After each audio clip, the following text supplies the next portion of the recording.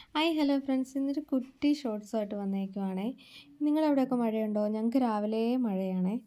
രാവിലെ തൊട്ടേ മഴയാണ്. ജോലിക്കൊക്കെ പോകുന്നവർക്ക് എന്ത് ബുദ്ധിമുട്ടായിരിക്കും അല്ലേ. മോനിന്ന് പോകേണ്ട ദിവസമാണേ. അത് രാവിലെ മഴ പെയ്തുകൊണ്ട് നിൽക്കുന്നതുകൊണ്ട് കുറച്ച് ലേറ്റായി ഇന്ന് ഇറങ്ങാൻ പോകുന്നത്.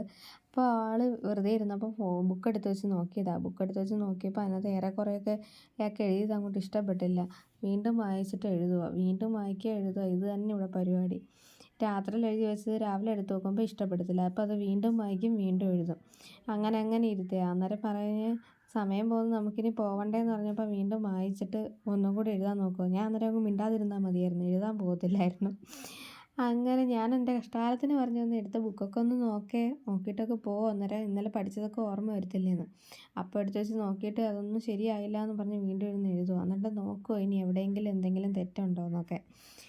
എന്താല്ലേ.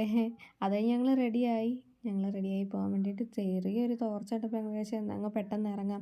ഇവിടുന്ന് ഇച്ചിരി നടക്കാനുണ്ട് കേട്ടോ. ചിലപ്പോൾ അങ്ങ് പകുതി ചെല്ലുമ്പോഴത്തേനെ മഴ പെയ്താലോ എന്നുള്ള പേടിയിലാണ് ഞങ്ങൾ ഇറങ്ങുന്നത്. അവിടെ നിന്ന് നേരെ കുറച്ച് നടക്കാനുണ്ട്. അപ്പോൾ അയാൾക്ക് മഴ പെയ്ത് കഴിയുമ്പോൾ മോന് ഭയങ്കര ഇഷ്ടമാണ് അതിൽ നടന്നു പോകാൻ വേണ്ടിയിട്ട്. വെള്ളമൊക്കെ ഇങ്ങനെ കിടക്കുമ്പോൾ അതിൻ്റെ അടുത്തൂടെയൊക്കെ നടന്നു പോകാൻ ഭയങ്കര ഇഷ്ടമാണ്. അപ്പോൾ എന്നോടിങ്ങനെ ചോദിച്ചുകൊണ്ടൊക്കെ പോവുക, മഴവെള്ളമൊക്കെ എങ്ങോട്ടാണ് പോകണേ, അതെങ്ങനെ ഒഴുകി വരുന്നതെന്നൊക്കെ. അപ്പോൾ ഞാൻ പറഞ്ഞു ഒന്ന് നോക്കാൻ പറഞ്ഞു.